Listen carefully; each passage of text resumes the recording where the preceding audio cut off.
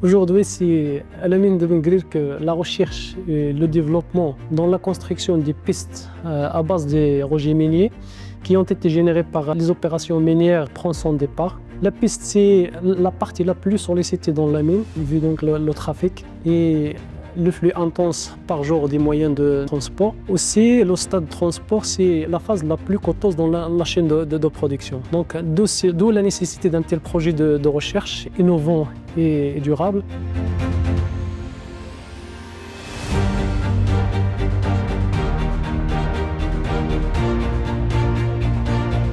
Il s'agit d'un projet important qui fait partie de nos activités de recherche menées actuellement au niveau du Geology and Sustainable Mining Institute, en lien avec le programme mine expérimentale. Donc je rappelle, la mine expérimentale, c'est la mine de Ben Guerir.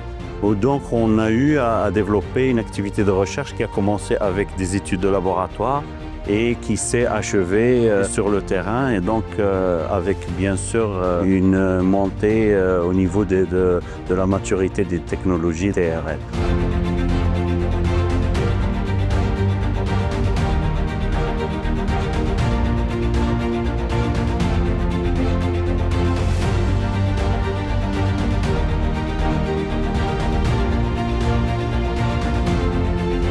J'ai eu l'honneur de coordonner le projet traitement des pistes. On veut de la réduction des émissions de poussière et on veut aussi de stabiliser les couches de roulement. C'est un projet qui a été réalisé dans le cadre de la mine expérimentale. Cette mine expérimentale est pour nous une sorte d'open lab dans lequel l'OCP met à disposition un site unique qui est le site de minier de Ben Guerir. Il met également des ressources financières et des ressources humaines pour réaliser une R&D de qualité. Cette mine expérimentale est aussi un cadre collaboratif entre les ingénieurs et les techniciens des opérations avec les scientifiques.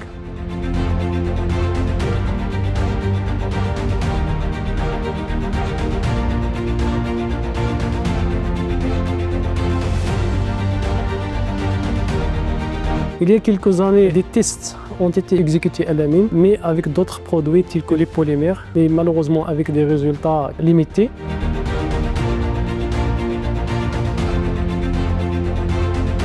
Plusieurs solutions ont été expérimentées. Je cite l'ILHR, le liant hydraulique routier, qui sert à consolider les couches de fondation et les couches de base. Il n'est pas dédié principalement aux couches de roulement. Je peux citer également la solution donc, à base de cellulose, sans oublier les enzymes. Toutes ces solutions elles sont d'une part excessivement chères et de l'autre part, ils n'ont pas donné satisfaction donc, en termes de formation permanente, en termes de fatigue.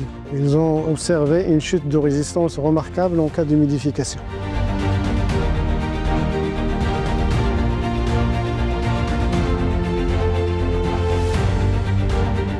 Le projet consiste à trouver des solutions donc pratiques pour notre partenaire OCP en matière de traitement des pistes, réduction des émanations de poussière et en même temps une stabilisation accrue des chaussées en sachant qu'on parle de pistes qui se retrouvent dans les sites miniers, qui induisent des dépenses importantes par rapport à leur traitement. Et donc les solutions qu'on a proposées sont des solutions très innovantes qui ont permis, ne serait-ce qu'au niveau du laboratoire, et qui ont permis donc de démontrer la faisabilité.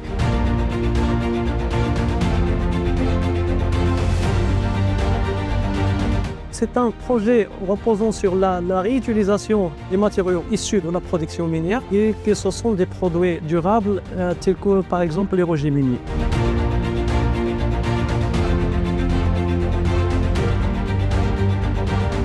Cette piste a été dimensionnée sur la base d'un grand trafic, jusqu'à 20 000 tonnes par jour. Et aussi, ça a été dimensionné en tenant compte des conditions climatiques locales et des spécificités des engins qui circulent dans les pistes.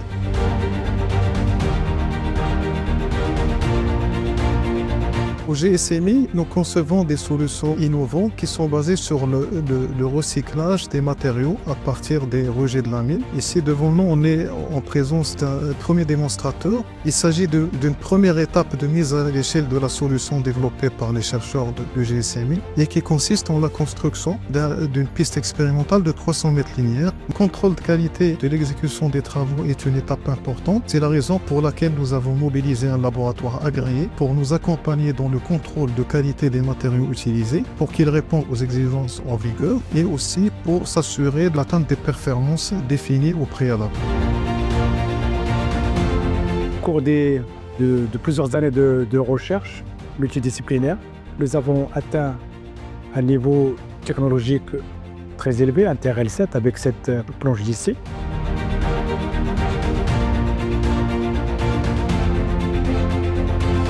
Alors aujourd'hui, c'est un moment exceptionnel et inoubliable qui va être gravé, marqué dans la mémoire de toute l'équipe qui a travaillé sur ce projet exceptionnel. Donc après avoir achevé la partie de laboratoire, la partie théorique, la partie conception, la partie de mentionnement, on s'est rencontrés, ça fait quand même plusieurs semaines ici, pour voir la première étape de constitution de corps de chaussée. Et aujourd'hui, après avoir achevé, comme vous pouvez la voir, donc la couche de roulement, on est fiers de dire aujourd'hui qu'après le passage de camions chargés de à peu près 350-340 tonnes, avec un freinage brusque et que la couche de roulement ça tient, mis à part quelques endroits d'arrachement, ceci va être amélioré par l'augmentation ou de revoir la formulation. Au niveau du dosage des enrobés, mis à part ça, je suis fier, je suis content de dire que le projet il a abouti à des résultats très satisfaisants. Dans le cadre de l'économie circulaire et de la durabilité, on n'analyse pas seulement la faisabilité technique de la solution, mais aussi les effets ou bien les impacts environnementaux. Donc, on analyse les impacts, différents impacts environnementaux, incluant l'empreinte carbone, depuis l'extraction du matériel, le transport, le process de construction de routes et aussi l'utilisation de routes.